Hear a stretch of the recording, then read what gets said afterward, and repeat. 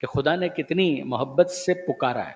یعنی but natural. دیکھیں برادران عزیز، سیدھی اور صاف بات یہ ہے کہ جب انسان کو کوئی حکم دیا جاتا ہے نا اور اس کو پابند کیا جاتا ہے کہ یوں کرنا ہے، جو بظاہر اس کی آزادی کے خلاف ہو،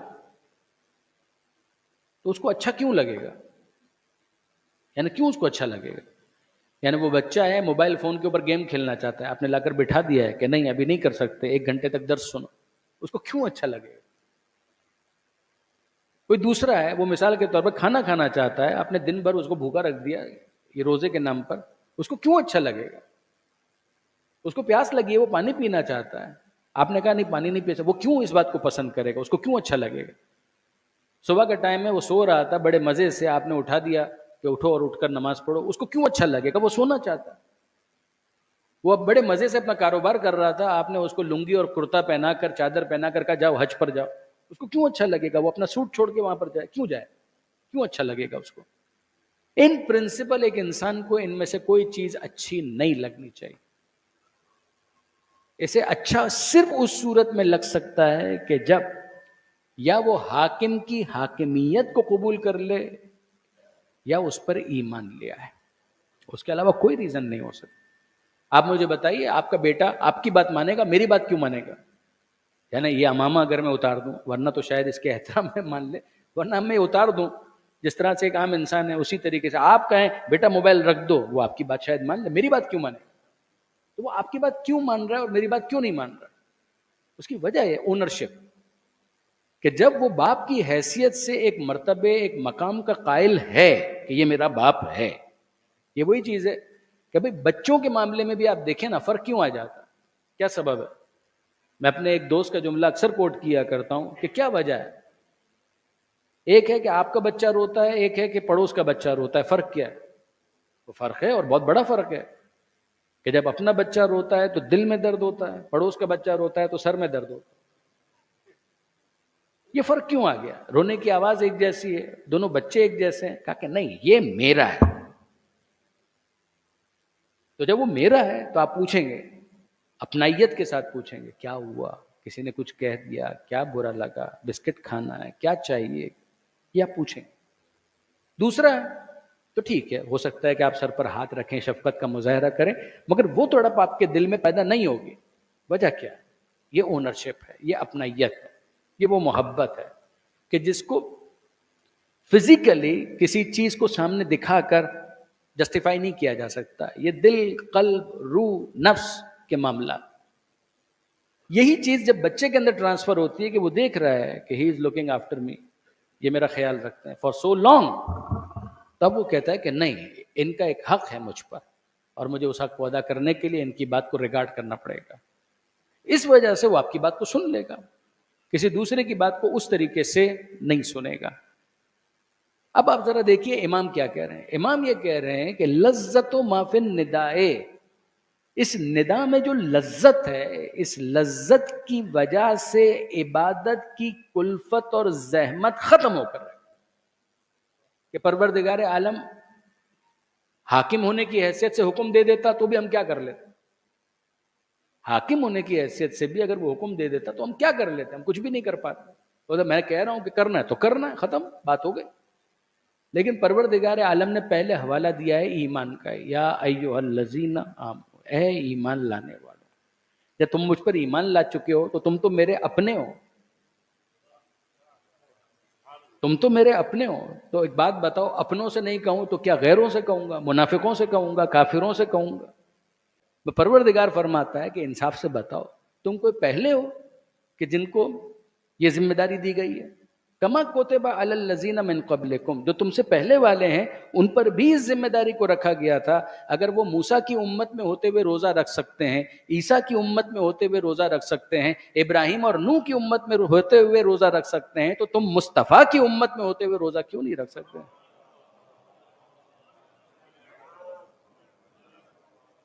یہ وہ باٹم لائن ہے کہ جو پروردگار عالم نے اس کے اندر سمجھانے کی کوشش کی، جیسا کہ مفسرین نے اس کے بارے میں بات کی.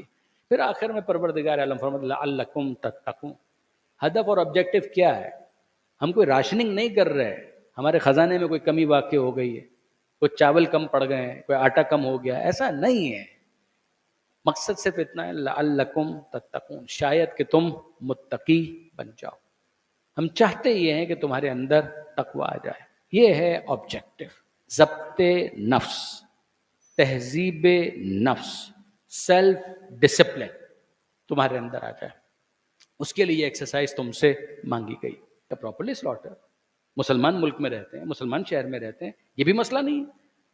جب یہ ساری چیزیں حلال ہیں تو دن میں کیوں نہیں کھائیں گے کلا؟ کیوں نہیں کھائیں گے؟ میرا پروردگار مجھے منع کر رہا ہے، کیا حرام ہے؟ کیا حرام نہیں ہے، حلال ہے، مگر وقتی طور پر میرے خدا نے کہا ہے کہ اس حلال کو بھی حرام سمجھو. میں نہیں کروں گا. کمال ہے. چلیے آپ روڈ پر مت پیجئے گا، سڑک پر مت پیجئے گا، کوئی دیکھ لے گا. گھر میں کیا مسئلہ ہے؟ کہ گھر میں خدا تو ہے. سبحان اللہ، واقعی خدا ہے. اچھا چلیے اپنے بیڈ روم میں چلے جائیے، کامن کے اندر کچن وغیرہ کے پاس ہو سکتا ہے فیملی کے دوسرے ممبرز وغیرہ ہوں، وہ دیکھ لیں گے. آپ اپنے بیڈ روم میں جائیے، پیجئے، کھائیے، کون منع کرتا ہے آپ کو؟ تاکہ نہیں بھائی فیملی ممبرز کا ایشو نہیں ہے، لوگوں کا ایشو نہیں ہے، میرے خدا نے مجھے منع کیا. تو سبحان اللہ، کہ خدا کے کہنے کا اتنا اثر ہو گیا کہ آپ اپنے بیڈ روم میں بھی پانی نہیں پئیں گے، کھانا نہیں کھائیں گے، روٹی نہیں کھائیں گے، گوشت نہیں کھائیں گے، جبکہ وہ حلال ہے. کہا کہ ہاں نہیں کھائیں گے. کیوں نہیں کھاؤ گے؟ کہ خدا نے منع کر دیا. کہ یہی چیز خدا سمجھانا چاہتا ہے کہ اے میرے بندوں، اپنی طاقت کو پہچانو. کرنے پر آؤ تو اتنا کرتے ہو کہ اگر 1 مہینہ میں تمہیں حلال سے روک دوں تو تم حلال سے بھی رک جاتے ہو. اپنی طاقت کو پہچانو. جس خدا کے کہنے پر 1 مہینے تک حلال سے دور ہو جاتے ہو، کیا باقی 11 مہینے حرام سے دور نہیں ہو سکتے؟ وہ میسج بڑا لاؤڈ اینڈ کلیئر ہے، لعلکم تتقون. یہ کبھی مت کہنا کہ ہم کر نہیں سکتے. تم کرنا چاہو تو یہ کر سکتے ہو. کہ جس چیز کو خدا نے ان پرنسپل پرائمری کلوز میں حلال قرار دیا تھا، جب سیکنڈری کلوز آیا اور فار دا ٹائم بینگ اس کو اذان صبح سے لے کر مغرب تک کے لیے حرام قرار دے دیا گیا، تم نے کہا ہم رک کر دکھائیں گے. ہمارے خدا نے منع کر دیا، ہم رک کر دکھائیں گے. جب 1 مہینہ خدا کے کہنے پر حلال سے رک سکتے ہو تو باقی 11 مہینے اسی خدا کے کہنے پر حرام سے نہیں رک سکتے. لعلکم تتقون، شاید کہ تم متقی بن جاؤ. Decision is yours. 1 مہینہ تم کر کے بتا رہے ہو، ہمارے کہنے پر اتنا تم نے کیا ہے. اب اس کے بعد فیصلہ تم کو کرنا ہے کہ باقی 11 مہینے میں تم کس طرح سے بیہیو کرتے ہو. پیغمبر اکرم ختمی مرتبت احمد مجتبی محمد مصطفیٰ میں موجود ہے. ماہ مبارک رمضان کے تعارف اور انٹروڈکشن میں شیخ عباس قمی نے اس خطبے کو نقل کیا اور اس خطبے کے اندر پیغمبر اکرم تعارف کرواتے، اے لوگوں تمہاری طرف اللہ کا مہینہ آ رہا ہے، برکتوں کے ساتھ، رحمتوں کے ساتھ، مغفرت کے ساتھ. یہ شہر وہ ہے، یہ مہینہ وہ ہے، افضل ترین مہینہ ہے، وغیرہ وغیرہ ساری باتیں. کہ پیغمبر اکرم نے پہلے فہرست بیان کی، پھر اس کے بعد پیغمبر اکرم سے مولا نے سوال کیا. سوال بھی کس لیول پر ہے اور جواب بھی آپ دیکھیں کہ کس معیار کا. مولا کہہ رہے ہیں کہ اللہ کے رسول یہ بتائیے سب سے افضل عمل کون سا ہے؟ جواب کا خلاصہ اے علی، سب سے افضل عمل کرنے کا نہیں ہے، بچنے کا ہے. اللہ کے رسول کس سے بچنے کا ہے؟ کہ کوئی ایکسٹرا عمل نہ کرو، وہ ثواب نہیں ملے گا. اگر حرام سے اپنے آپ کو بچا لو گے تو اس میں جتنا ثواب ملے گا اس سے بڑھ کر کسی اور چیز کا ثواب نہیں. وہ کہے کہ میں نماز شب نہیں پڑھوں گا لیکن حرام سے اپنے آپ کو بچاؤں گا، زیادہ ثواب ملے گا. میں یہ نہیں کہہ رہا کہ نماز شب نہ پڑھیں، ضرور پڑھیں. اس مہینے میں تو موقع ہے کہ انسان اپنے آپ کو چارج کرے. کہ میں نہیں کہہ رہا کہ نہ پڑھیں، لیکن اگر کوئی شخص یہ کہے کہ ان 2 میں سے کسی ایک کو کرنا ہے، یا حرام چھوڑوں گا یا نماز شب پڑھوں گا لیکن حرام بھی کروں گا، تو پیغمبر اکرم کے اس بیان کا خلاصہ یہ ہے، کنکلوژن، کہ میرے دوست صرف واجبات پر عمل کر لے. آنکھیں اٹھانے سے پہلے اتنا دیکھ لینا منظر حرام تو نہیں. آواز سننے سے پہلے بس اتنا سوچ لینا آواز حرام تو نہیں. کچھ بولنے سے پہلے اتنا سوچ لینا غیبت یا تہمت تو نہیں ہے، بہتان تو نہیں ہے، حرام تو نہیں ہے. کوئی خیال دل میں آئے تو اس خیال کو دل میں لانے سے پہلے یہ سوچ لینا کہ تمہارے دل کی پاکیزہ مسند پر اس خیال کو جگہ دینے کی شریعت اسلامی کے اندر گنجائش ہے یا نہیں. اگر نہیں ہے تو چھوڑ دو، اس کو باہر کرو، اس کو دفع کرو، اس کو دور کرو۔ یہ پیغمبر اکرم کا مولا کائنات کے ساتھ مکالمہ۔ سوال مولا کائنات کا تھا، اب اگلا سوال پیغمبر اکرم کا ہے، اور یہ سوال پیغمبر اکرم نے اس وقت کیا جب پیغمبر اکرم رو رہے ہیں۔ کیا عجیب بات ہے، پیغمبر مولا کو دیکھ رہے ہیں، سوال کیا ہے، جواب دیا، اور پھر اس کے بعد زار و قطار رونے لگے، پھوٹ پھوٹ کر رونے لگے۔ اور پیغمبر اکرم کو روتا ہوا دیکھ کر مولا کائنات مضطرب ہوئے اور کہنے لگے ماذا یبکی کا یا رسول اللہ، اللہ کے رسول کیا سبب ہے کہ آپ گریہ زاری کر رہے ہیں، آپ کی آنکھوں سے آنسو بہ رہے ہیں، کیا سبب ہے؟ تو پیغمبر اکرم فرماتے ہیں کیف صبرک یا علی، اے علی تیرے صبر کا کیا عالم ہوگا۔